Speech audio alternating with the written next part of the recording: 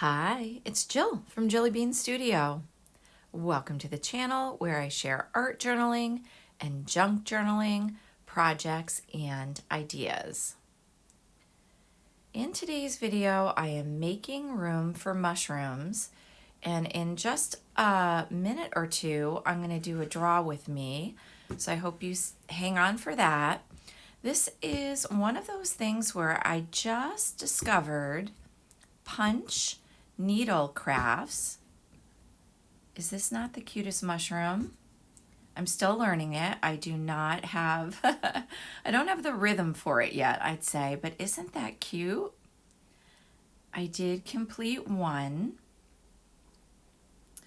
And I'm moving inside now. I usually journal on my 3-season porch, but it's getting chilly over here in New England. So today I thought I would bring you along for some whimsical mushroom drawing. And this is definitely one craft leading to another. I started that punch needle mushroom and it really inspired me to kind of roll into drawing these cute little mushrooms. So I hope you'll come along today. I am going to do a step-by-step. This is zentangleinspiredart, so I am using tangle patterns, as they call them, henna drum, and a second one called hurry to create the designs inside the whimsical mushrooms. And for today's paper, I grabbed nearby an index card. They are a little bit thin, so I also grabbed a manila folder, and if you have cardstock, that's really good too, or any art paper.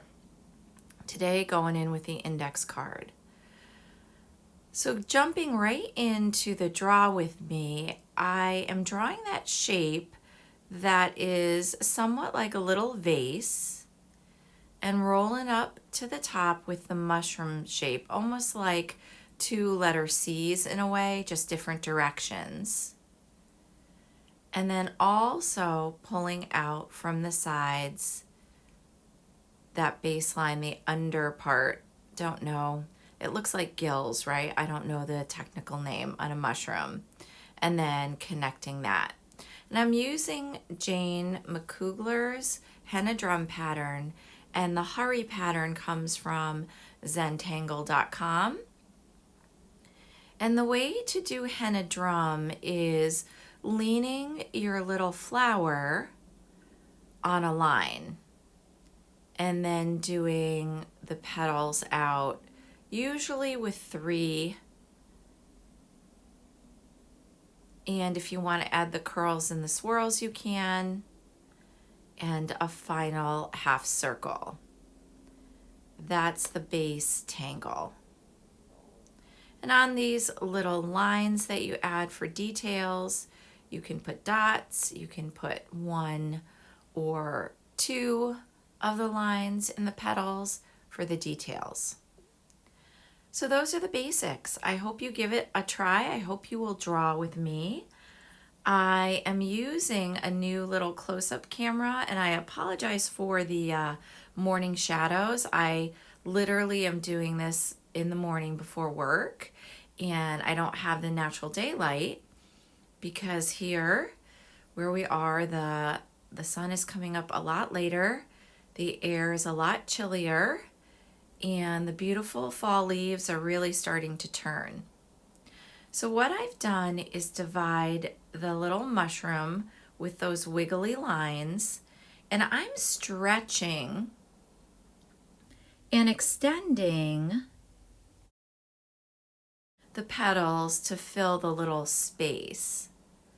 In Zentangle art, the classic art is usually black and white and very abstract, but in Zentangle inspired art, you can do it any way you want. It doesn't have to be abstract. It's, can look like something clearly like this mushroom, and you can add all the little mixed media paints and goodies. So I'm stretching that henna drum to fill the little space I created by making the lines. And in Zentangle world, that's called a string. I did do the teacher training and have been doing Zentangle for, I think, about 7 years actually. I find it one of the tools in the toolbox, right? You learn how to do whatever it is. So, watercolor, paper craft, and I tend to these days really enjoy adding it to my art and junk journals.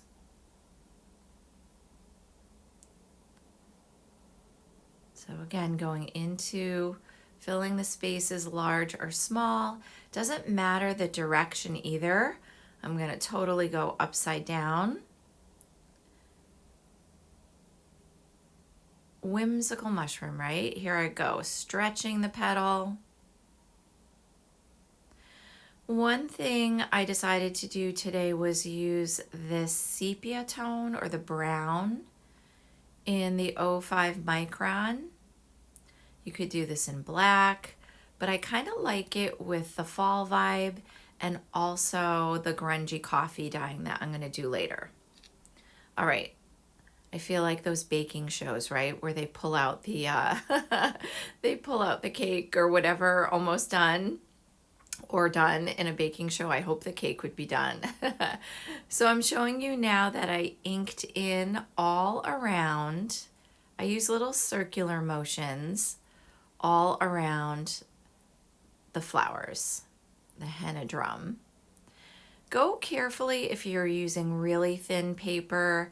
This bit of index card, which are so great, like the index cards that so many artists do and the challenges, but when you ink, I'm noticing the paper's coming up a little bit on the tip of the micron. I would go with a really light touch.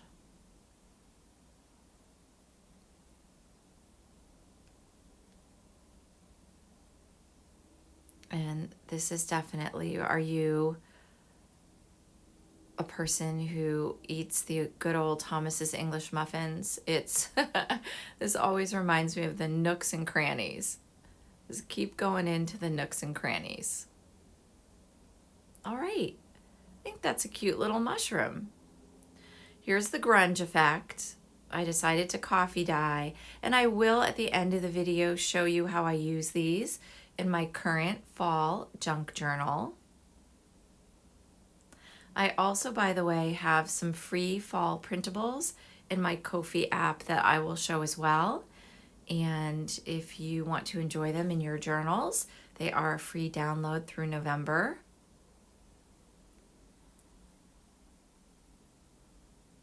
Back to the tangling again, and this one is called Hurry, and this is right from Zentangle. In Hurry, it reminds me of little sticks, like maybe the game of pickup sticks.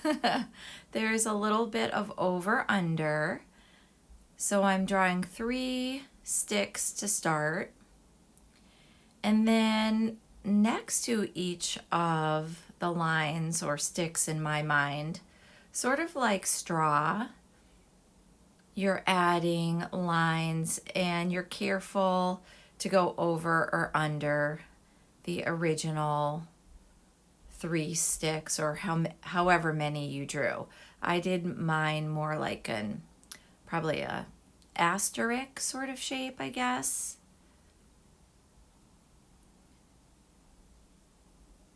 But the basic idea is to draw these lines over and under.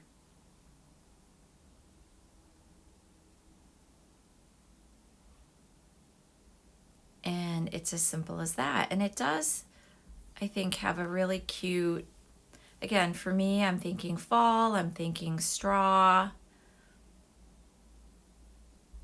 Some people put out those, I mean, I live in a suburban community, but the bales of hay with their pumpkins, I don't know. I think it's really cute. So that pattern is called Hurry. And now I'm not doing a pattern really at all. I'm just using mark making some lines that are very thin, close together for that under part of the mushroom. So let me know what you think, and I hope that we can draw together a little bit more in the future. I think this is a simple and cute project. I'm really into more of the whimsical drawing lately.